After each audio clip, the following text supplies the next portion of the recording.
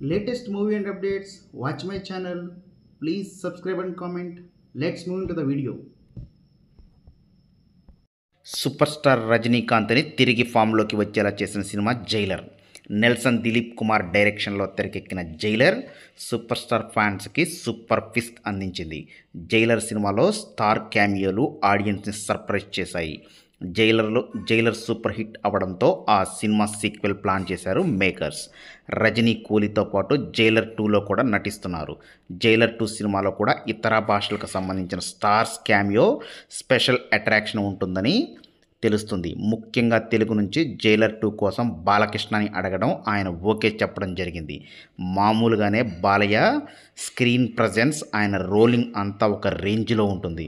బయట ఆడియన్స్ కూడా తెర మీద బాలయ్యని ఒక పవర్ఫుల్ హౌస్లా చూస్తారు. జైలర్ 2లో కూడా నెల్సన్ బాలయ్యని అదే రేంజ్లో చూపించబోతున్నారని తెలుస్తుంది. సినిమాలో ఒక్క ఎపిసోడ్ నెక్స్ట్ లెవెల్లో అనిపించేలా ఉంటుందంట. అంతేకాదు జైలర్ 2 నందమూరి ఫ్యాన్స్ రిపీటెడ్గా చూసేలా సినిమాలో బాలకృష్ణ సీన్స్ ప్లాన్ చేస్తున్నారట. అందుకే జైలర్ 2 సినిమా కోసం బాలయ్య ఫ్యాన్స్ ఈగర్గా ఎదురు చూస్తున్నారు. బాలయ్య ప్రస్తుతం అఖండ 2 సినిమా పూర్తి చేసే పనిలో బిజీగా ఉన్నారు. ఆ సినిమాతో పాటు జైలర్ 2లో తాను చేయాల్సిన షూట్ కూడా చేస్తున్నాడు. జైలర్ 2లో బాలకృష్ణ పాత్ర ఏంటి, ఆయన క్యామియో ఎలా ఉండబోతుంది అన్న దాని మీద ఇంట్రెస్టింగ్ బజ్ నడుస్తుంది.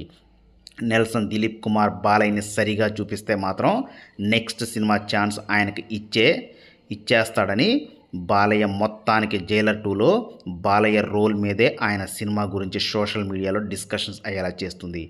బాలయ్య కూడా అఖండ 2 గోపీచంద్ మాలినేని సినిమాతో బిజీగా ఉన్నాడు. అఖండ 2 ఇప్పటికే భారీ అంచనాలతో వస్తుండగా నెక్స్ట్ గోపీచంద్ మాలినేని సినిమా కూడా పాన్ ఇండియా లెవెల్లో ఉండబోతుందని టాక్.